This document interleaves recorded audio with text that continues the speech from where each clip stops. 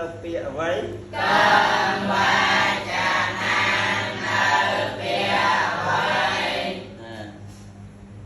វាងរីលោកបងមាតរៈមាកាលមាតា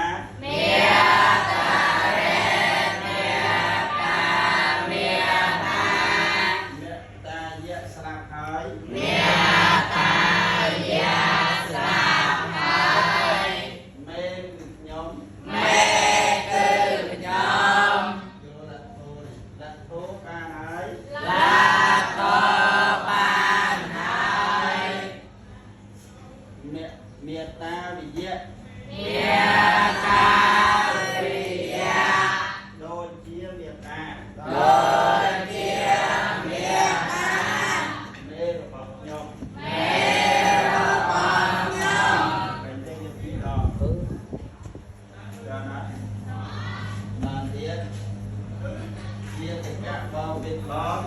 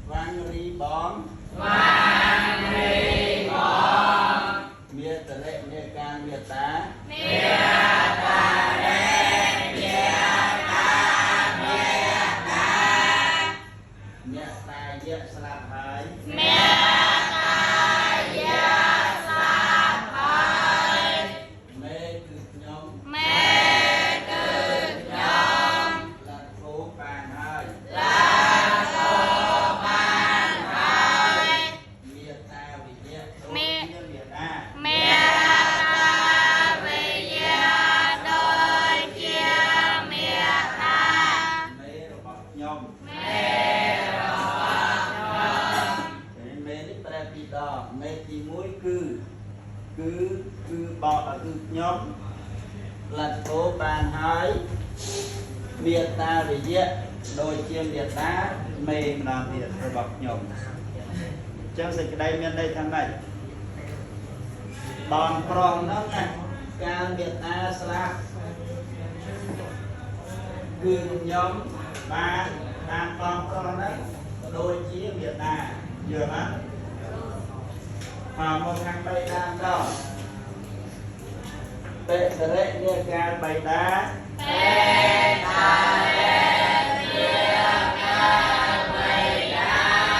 អ្នកទេស្លាប់ហើយយកមេទៀតមេគឺខ្ញុំលទ្ធោបានហើយតាវិយៈទុកដូចជាបៃតា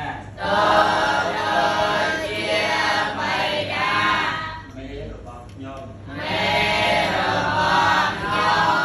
ក៏ណាត់អត់ស្ទើរទៀតយកទៅฟังមកណាฟังប្រធានណាយកនេះយកកម្មនេះฟังប្រធានលទ្ធោនេះជាកិរិយារបស់ฟังនឹងលទ្ធោតបច្ច័យ